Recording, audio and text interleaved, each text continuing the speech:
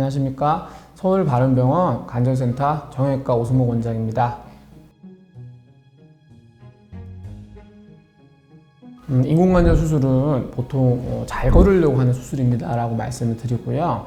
환자분이 30분 이상 아파서 못 걷는다, 그런데 엑스레이를 봤더니만 관절염이 심하다, 그런 경우에는 환자분 보행을 위해서, 걷는 걸 위해서 수술을 하자고 말씀드립니다. 모식도를 한번 보시면 관절염의 진행 단계에서 관절염이 말기로 갈수록 다리가 휘게 되고 이 뼈가 이제 망가지게 되는 경향을 갖게 됩니다. 그래서 엑스레이로 봤을 때 간격이 좁아지는 게 중기라고 부르고요. 그리고 이게 뼈끼리 닿아서 붙어 있는 경우를 우리가 말기라고 부르고, 그게 더 심화됐을 때 밑에 있는 뼈가 무너지는 거를 말기 후반이라고 부르는데, 뼈랑 뼈끼리 붙어 있는 말기나 뼈가 무너진 말기 후반에 보통 인공관절을 하게 되는 경우가 많습니다. 인공관절 수술은 무릎 수술 중에서 마지막 수술이라고 보셔야 되거든요. 그래서 인공관절 수술을 최대한 늦추기 위해서 이런 만드는 수술들이 있습니다. 저희가 사진으로 보는 것처럼 다리가 일자로 곧으신 분이 있고, 그리고 다리가 이렇게 O자 다리가 있고요. 다리가 X자 모양의 이런 다리 모양들이 있습니다. 이런 다리 모양에 따라서 관절염이 어떤 구에게 더 빨리 오기도 하고 또 늦게 오기도 하고요. 대부분은 다리 모양이 일자인 모양이 균등하게 체중이 실리니까 좋은 모양이라고 얘기를 드리거든요. 이 O다리인 경우에는 안쪽에 체중이 많이 실리게 되고, X자 다리인 경우에는 바깥쪽에 체중이 많이 실리게 됩니다. O다리인 분들은 안쪽 관절염이 많고요.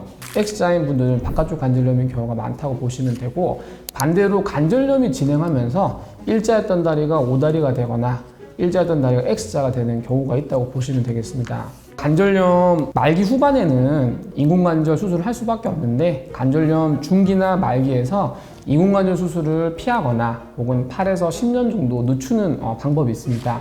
오다리 절골술이라고 부르는데요. 예를 들면 이제 다리가 O자 다리가 있는 분이 있으면 무릎 안쪽의 뼈를 좀 이렇게 벌려서 한 8에서 10mm 정도 벌려서 다리 모양에 고정해주는 철판을 대주게 되면 다리 모양이 일자 다리나 혹은 X자 다리를 만들 수 있습니다.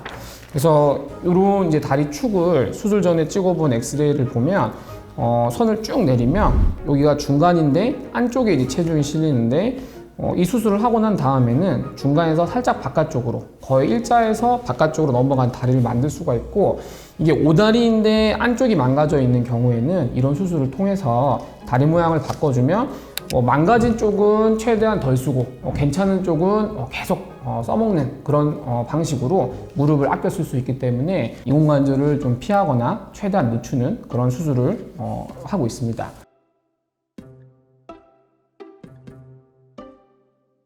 연골이 깨져 있는 경우에 저희가 연골 재생술을 할 수 있게 되는데요. 이렇게 연골이 깨져 있는 부위에 연골 밑에 있는 뼈를 노출을 시키고 큰 구멍을 뚫어서 줄기세포를 넣어서 연골을 만들어주는 경우가 있겠고, 깨져 있는 연골을 줄기세포 수술이나 다른 연골 재생 수술을 통해서 치료를 해드리면 이런 식으로 관절 연골이 재생된 것을 볼 수가 있고, 50% 이상 통증은 감소하고, 그리고 연골도 다리 축이 좋아지면 잘 생겨서 어느 정도 덮여있는 모양을 볼 수 있습니다. 한쪽 구획만 망가지고 나머지 구획들은 정상인 경우가 있습니다. 그런 경우에는 저희가 반쪽만 인공관절을 하게 되고요. 반쪽만 인공관절을 하게 되면 십자인대를 다 살릴 수 있고, 주변에 있는 나머지 정상적인 조직은 자기 무릎을 쓰기 때문에 훨씬 더 환자분이 재활도 빠르고, 그리고 수술 이후에 본인 무릎처럼 느끼는 경우가 많아서 반치환술, 부분치환술이라고 부르는 수술을 하는 경우도 있습니다. 저희가 전체 인공관절과 비교를 하자면, 여기는 이제 안쪽, 바깥쪽이 다 망가져서 전체를 다 관절로, 인공관절로 바꿨다고 보시면, 여기 같은 경우에는 안쪽 관절만 바꾼 거고, 여기는 뚜껑뼈 관절만 바꾼 거라고 보시면 되겠습니다.